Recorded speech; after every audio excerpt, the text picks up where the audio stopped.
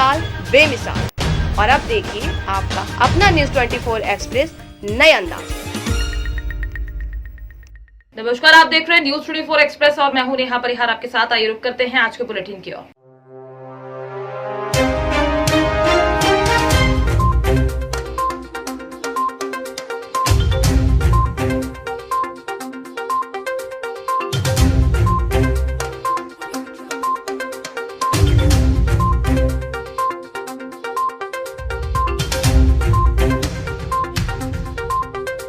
खबर जांजगीर चांपा जिले से है, जहां धारदार हथियार से 2 महिलाओं की हत्या कर दी गई।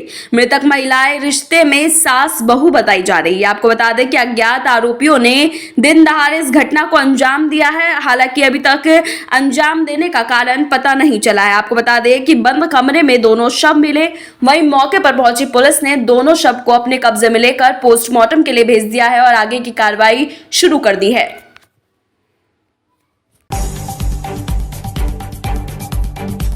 मौलानीपुर तहसील क्षेत्र में आने वाले थाना लहचूरा के ग्राम चकारा और भटपुरा के बीच मोटरसाइकिल का अचानक संतुलन बिगड़ने से मोटरसाइकिल पर सवार दोनों व्यक्तियों की दर्दनाक मौत हो गई।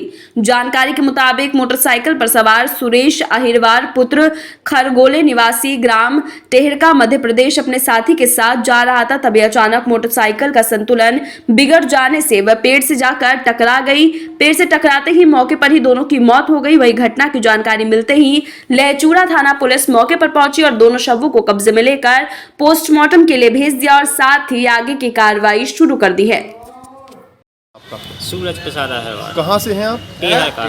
जी, जो खत्म हुए हैं ये कौन थे? ये हमारा भाई है, बुआ का लड़का जी। तो ये कहाँ जा रहे थे? जी सर, भिंड काम करते थे, भिंड से लौटे और ये भी जो लड़का साथ में है वो भी भिंड काम करता था। तो इसको छोड़ने उसी के गांव जा रहे थे। कहाँ का है वो? लिधोरा। कहाँ का है वो? इनका रिश्तेदार है। अच्छा। कब निकले थे घर से? ये कल निकले। तो इनकी शादी आदि हो गई? इनकी जी हो गई। कितने बच्चे थे इनके? इनके 3 लड़की हैं, 1 बच्चा है। ये कहाँ थे? रिश्तेदारी में थे कि घर थे अपने? नहीं, अभी तो घर नहीं थे, जो भिंड थे काम करते हैं वहीं पर। वहाँ से यहाँ आ रहे थे क्या? वहाँ से घर आ रहे थे तो ये घर नहीं आए, सीधे इसको छोड़ने पहले यहाँ आ रहे थे, फिर लौट के आते घर जैसे भी। किस चीज़ से आ रहे थे ये लोग वहाँ? मोटरसाइकिल थे, बाइक। और कुछ जानकारी है आपको? नहीं, और कुछ जानकारी। तो वहीं बुलंदशहर में आरएलडी नेता हाजी यूनुस के काफिले पर अंधाधुंध फायरिंग करने का मामला सामने आ रहा है, जहां बुलंदशहर एसएसपी ने 5 नामजद आरोपियों को 25-25 हजार का इनाम घोषित कर उन्हें ढूंढने की कोशिश शुरू कर दी है। पुलिस का दावा है कि षड्यंत्र रचने के 2 नामजद आरोपी घटना से 2 दिन पहले ही विदेश चले गए हैं। पुलिस ने शेष नामजद आरोपियों का जारी लुकआउट नोटिस कर दिया है। वहीं पर आरएलडी नेता हाजी यूनुस को भी अस्थायी तौर पर मुहैया कराए गए पुलिस सुरक्षा कर्मी हैं। आपको बता दें कि बुलंदशहर कोतवाली देहात के भाईपुर इलाके में आरएलडी नेता के काफिले पर जानलेवा हमला हुआ था। वादी के द्वारा कुल 6 नामित अभियुक्तों के विरुद्ध मुकदमा साजिश के तहत दर्ज कराया गया, जिसमें से एक अभियुक्त अनस, जो इनका सगा भतीजा है, वो पूर्व से जेल में निरुद्ध है। शेष 3 भतीजे इनके और हैं। उनमें से एक दानिश 2 दिन पहले प्लानिंग के तहत विदेश चला गया है और एक हारिस है जो इनके ही भतीजे जैद का साला है, वो भी विदेश यूएई में है। एक इसमें अन्य अभियुक्त जैद है। जैद के बारे में था, उसके पास पासपोर्ट है। हमने उस संबंध में लुकआउट नोटिस जारी करा दिया है और सभी नामित अभियुक्तों के विरुद्ध 25,000 रुपये की पुरस्कार राशि की घोषणा आज की गई।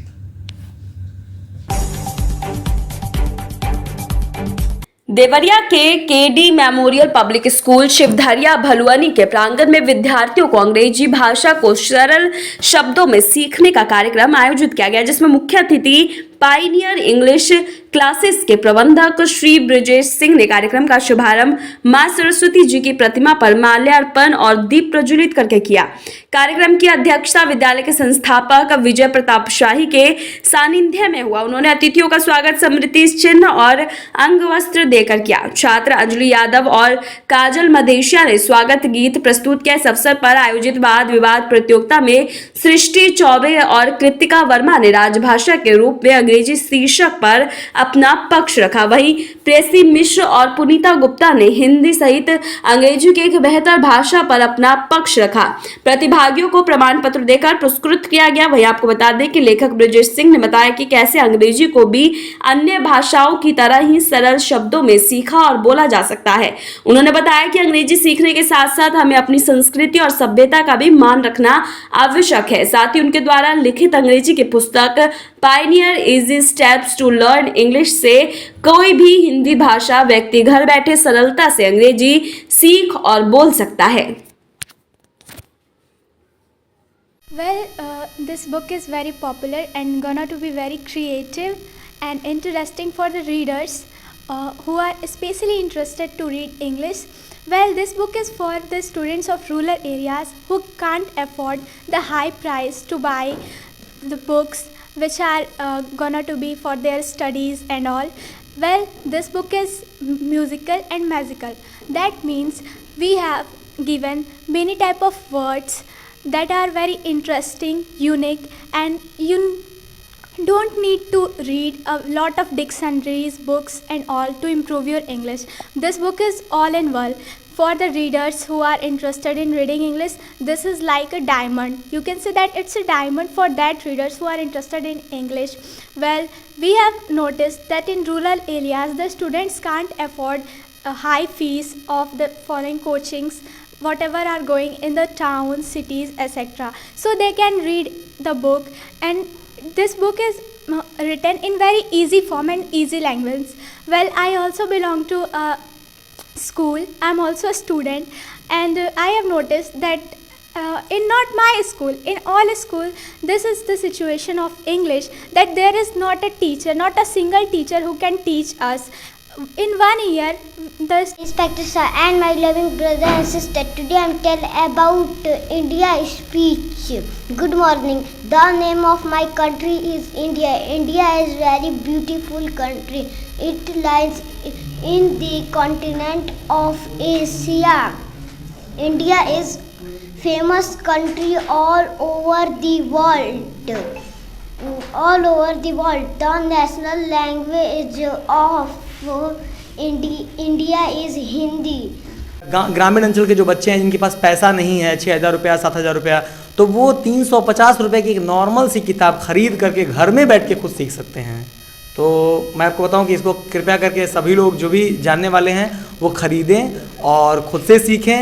बाकी सर को ढेर सारी एक बार पुनः बधाई। सर की 3 किताबें और आने वाली हैं जनवरी में, उसकी अग्रिम बधाई।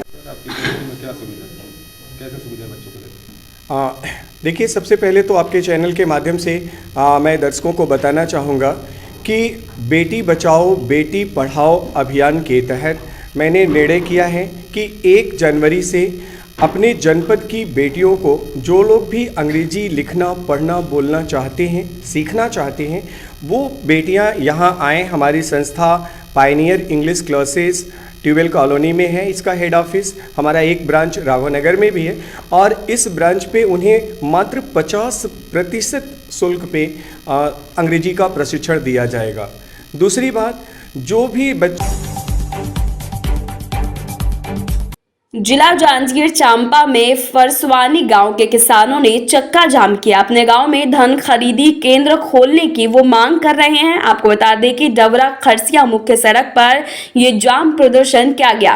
वहीं कुछ दिन पहले डावरा एसडीएम को ग्रामीणों ने मांग पत्र देकर के अपनी मांग उनके सामने रखकर अपना आक्रोश भी जताया था, लेकिन उसके बावजूद कोई कार्रवाई नहीं होने के बाद अब किसानों ने चक्का जाम कर दिया है।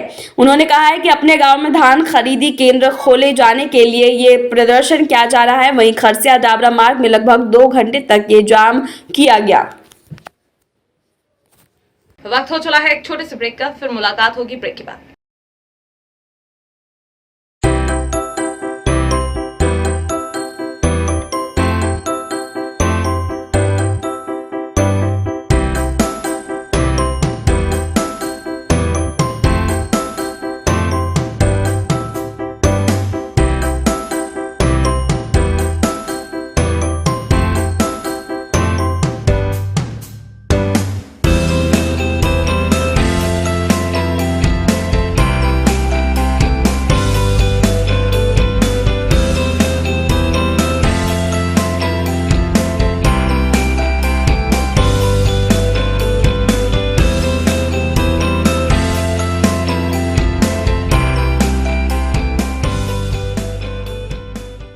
ब्रेक के बाद एक बार फिर आप सभी का स्वागत है। आइए बढ़ते हैं अगली खबर की ओर।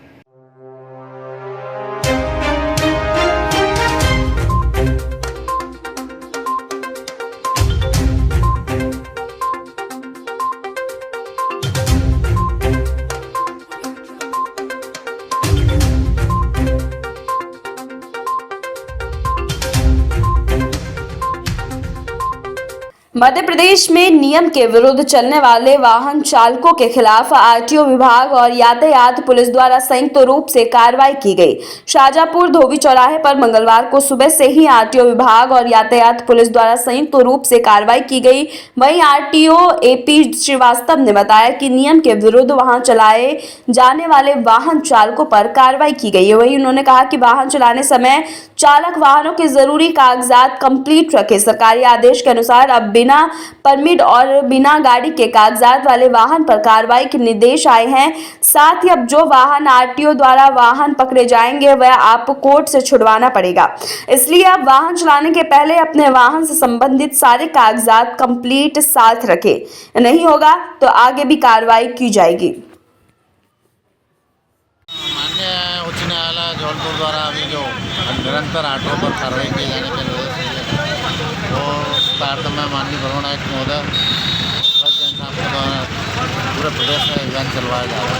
ट्रैफिक और आरटीओ दोनों का जॉइंट इसके अंदर ऑटो और अन्य विभिन्न वाहनों सभी वाहनों को चेक कर रहे हैं जिनके पास में वैधानिक दस्तावेज हैं, पूरे दस्तावेज हैं, उनको हम प्रोत्साहन स्वरूप कुछ न कुछ दे रहे हैं और जिनके पास नहीं है उनको जब्ती कार्रवाई की जा रही है।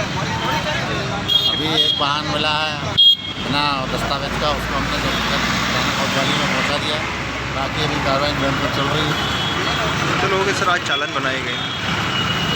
वही चालान एक जब्ती किया हुआ है अभी, और अभी रसीद किसी की नहीं दे रही है क्योंकि लोग दस्तावेज पूरे रख के चल रहे हैं।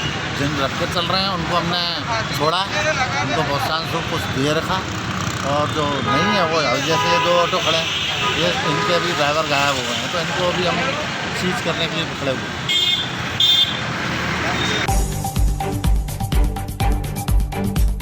राजनांदगांव में महाविद्यालय दिग्विजय कॉलेज के सामने जोगी कांग्रेस छात्र संगठन द्वारा भूपेश बघेल वादा निभाओ हस्ताक्षर अभियान चलाया गया, जिसमें जमकर नारेबाजी और कांग्रेस सरकार का विरोध किया गया।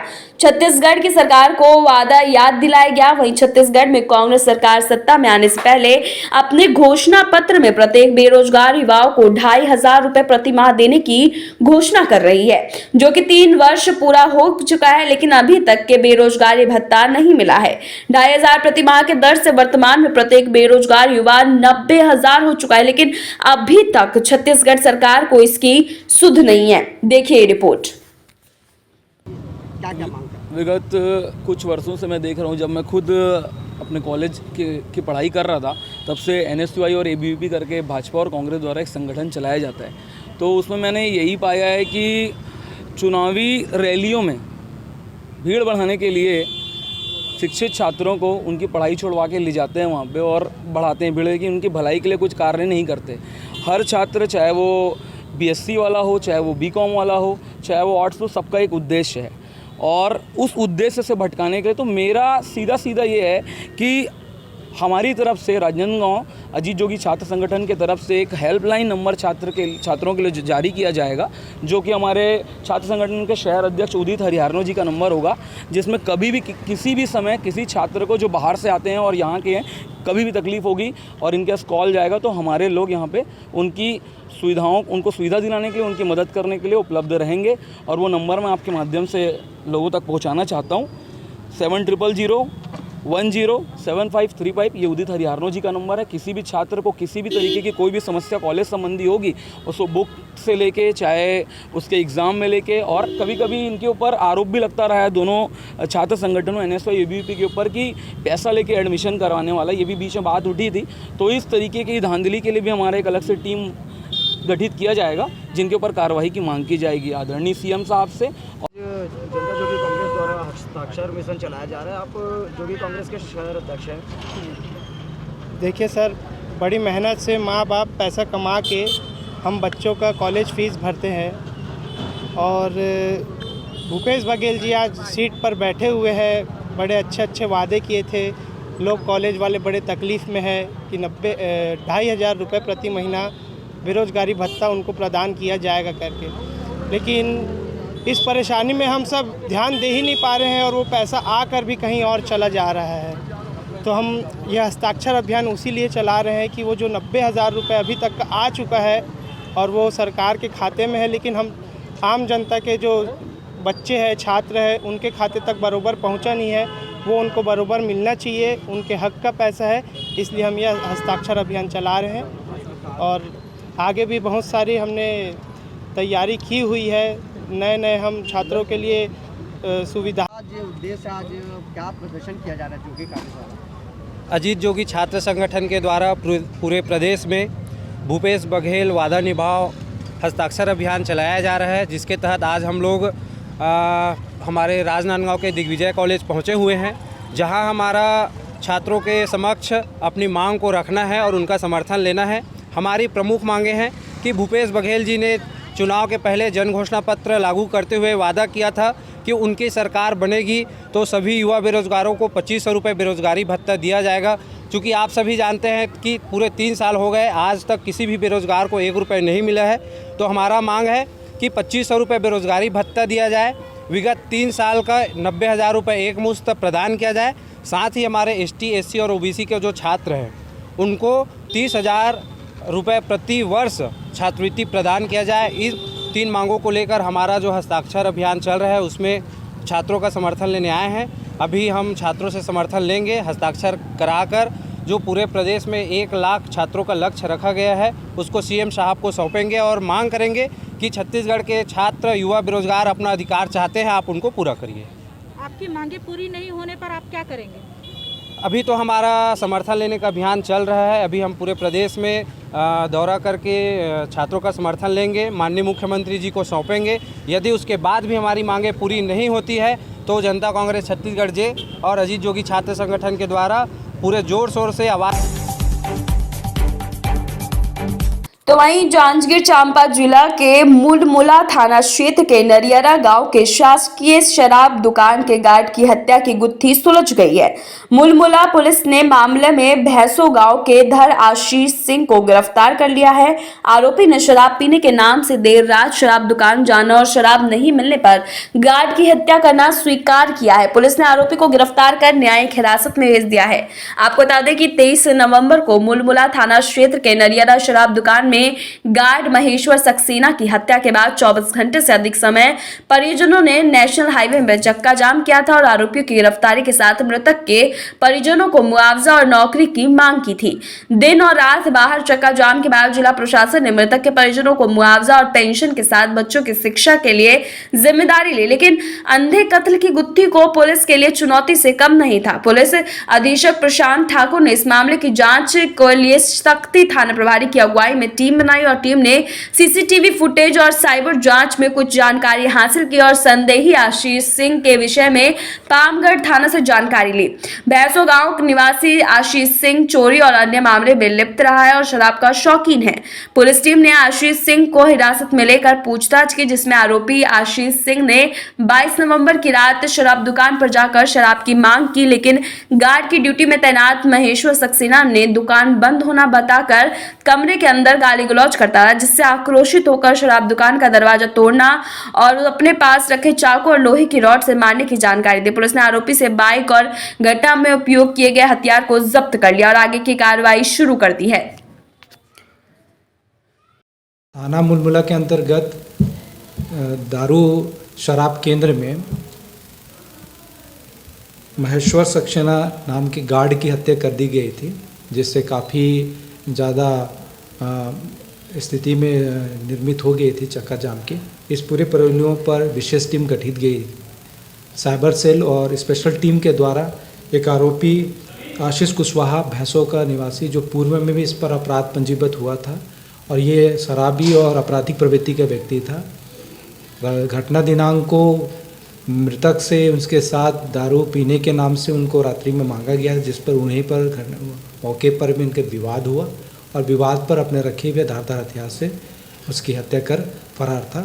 सभी तथ्यों की जांच कर विशेष टीम द्वारा पुलिस को उपलब्धि मिली और इसको गिरफ्तार करके इसको माननीय न्यायिक रिमांड में जेल भेजा गया है। गोरखपुर में देश के प्रधानमंत्री नरेंद्र मोदी ने मंगलवार को राष्ट्र को समर्पित फर्टिलाइजर खाद कारखाना एम्स और आरएमआरसी की 9 BLS-2+ लैब का लोकार्पण करने के पश्चात जनता को संबोधित करते हुए कहा कि मैंने खाद कारखाने के शिलान्यास के वक्त कहा था कि इसकी वजह से गोरखपुर विकास की नई कहानियां लिखेगा। ये किसानों को पर्याप्त खाद देगा, इससे रोजगार और स्वरोजगार के तमाम अवसर पैदा होंगे, साथ ही अनेक नए बिजनेस शुरू होंगे, ट्रांसपोर्टेशन और अन्य बिजनेस को भी मदद मिलेगी। इसके साथ ही पीएम मोदी ने सपा सरकार पर हमला बोलते हुए कहा कि लाल टोपी वाले यूपी के लिए रेड अलर्ट है। देखिए इस रिपोर्ट में उन्होंने और क्या कुछ कहा।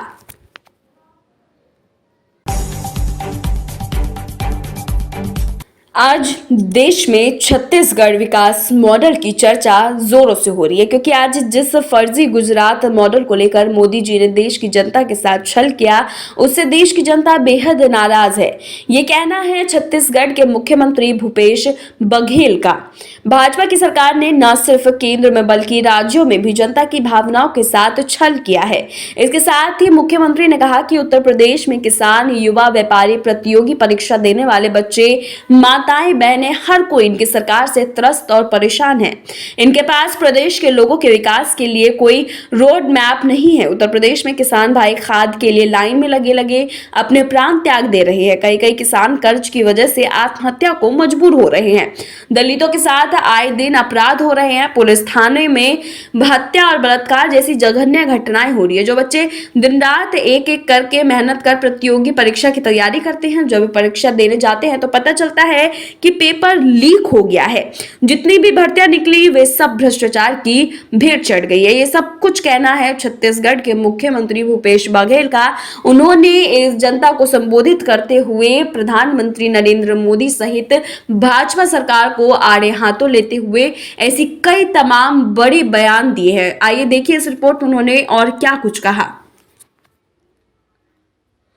आदरणीय राजेश तिवारी जी, आदरणीय राय जी, आदरणीय पटेल जी, आदरणीय चौबे जी, अन्य साथीगण उपस्थित है। मैं इस पत्रकार वार्ता में सभी पत्रकार मित्रों का, साथियों का मैं स्वागत करता हूँ, अभिनंदन करता हूँ। वैसे तो यूपी अनेक बार आने का अवसर मिला और अभी बाबा विश्वनाथ के दर्शन करने का भी अवसर वैसे तो अनेक बार मिला। आज भी गया था, पिछले समय प्रियंका जी के साथ भी गया था। बाबा विश्वनाथ जी के दर्शन करने के बाद मां अन्नपूर्णा के दर्शन करने का अपना महत्व है, क्योंकि मां अन्नपूर्णा के दर्शन के बिना वो प्रार्थना पूरी नहीं होती। आज मैं साथियों के साथ मां अन्नपूर्णा की पूजा अर्चना करने के बाद वहाँ के जो महंत हैं, महंत शंकरपुरी जी, उनसे मुलाकात की और उन्होंने बताया कि अभी जो मंदिर परिसर बनाया जा रहा है, जिसे कॉरिडोर का नाम दिया गया है, जो एक जैसे शॉपिंग मॉल जैसे बन रहा है, सारी दुकानें होगी, गेस्ट हाउस होंगे, तो जो पुराने जो भव्यता थी, पुरानी जो मान्यता थी, वो सब नए स्वरूप में दिखाई दे रहा है। लेकिन शंकरगिरी जी ने जो आज पूरे उत्तर प्रदेश में, उत्तर प्रदेश सहित पूरे देश में डीएपी खाद की बेहद कमी है। चाहे वो मध्य प्रदेश चले जाइए, चाहे वो पंजाब, हरियाणा, अन्य प्रदेश चल दीजिए, चाहे छत्तीसगढ़ में हो, डीएपी खाद की बेहद कमी है। अभी रबी फसल के सारे किसान तैयारी कर रहे हैं, लेकिन डीएपी की उपलब्धता ये सरकार नहीं करा पा रही है। आखिर भारतीय जनता पार्टी की सरकार और आदरणीय मोदी जी ने कहा था कि 2022 को आय दुगुनी कर देंगे। अब 2022 लगने में चंद दिन भी बाकी, लेकिन किसान अपने उत्पादन आधे से भी कम कीमत में बेच रहे हैं। जहां धान की कीमत 1940 और 1960 रुपया है, आज किसान 1000-1200 रुपये में बेचने के लिए बाध्य है। उसी प्रकार से आप गेहूं की बात करें तो वो भी 1200-1400 रुपये में किसान पिछले वर्ष बेचे थे। अन्य भी फसलें हैं, उसकी भी स्थिति वही है। जब उत्पादन की कीमत, कृषि उत्पाद की कीमत यदि आधा है तो आय दुगुनी किसी कीमत में नहीं हो सकती। और भूमिहीन खेतिहर मजदूर न्याय योजना भी हमने लागू की, तो 6000 रुपये वार्षिक उन मजदूरों को दिया जाएगा जिसके पास एक भी डिसमिल जमीन ना हो। तो इस प्रकार से लगातार हमारी कोशिश है कि लोगों की आय किस प्रकार से बढ़े। और वहीं उत्तर प्रदेश में चाहे वो किसान है, चाहे वो मजदूर हो, चाहे वो नौजवान हो, उसे सबको ठगा जा रहा है, लूटा जा रहा है। ये स्थिति उत्तर प्रदेश की देखने को मिल रहा है। और तो और साधु संत समाज भी इस सरकार से नाराज मुझे आज काशी विश्वनाथ बाबा के दरबार में देखने को मिला। आप लोगों की तरफ से कोई सवाल? सर, आपको कैसा लगा कॉरिडोर देख करके, आप जो नया स्वरूप निखर के सामने आ रहा है? देखिए, जब हम लोग पहले आते थे तो उस पर जगती थी, लेकिन आज जो परिसर बना दिया है, जो मॉल बना दिया है, जो दुकानें खुली और जहाँ गेस्ट हाउस बना है, तो वो श्रद्धा का जो भाव है उस परिसर में पहुँचने के बाद नहीं होता। मंदिर में जाएंगे तो निश्चित रूप से वो भाव आ ही जाएगा, लेकिन उसको क्षेत्र में भी जाते थे। आज के बुलेटिन में फिलहाल इतना ही। बने रहिए न्यूज़ 24 एक्सप्रेस के साथ। नमस्कार।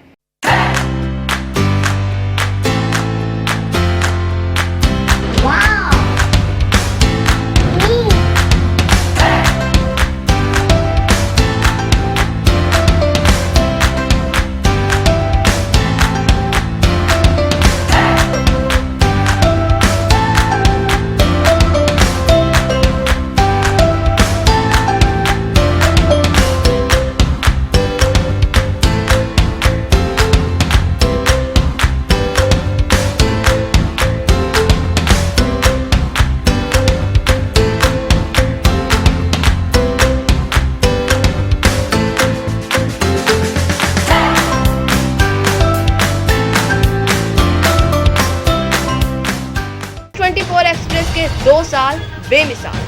और अब देखिए आपका अपना न्यूज़ 24 एक्सप्रेस नए अंदाज में।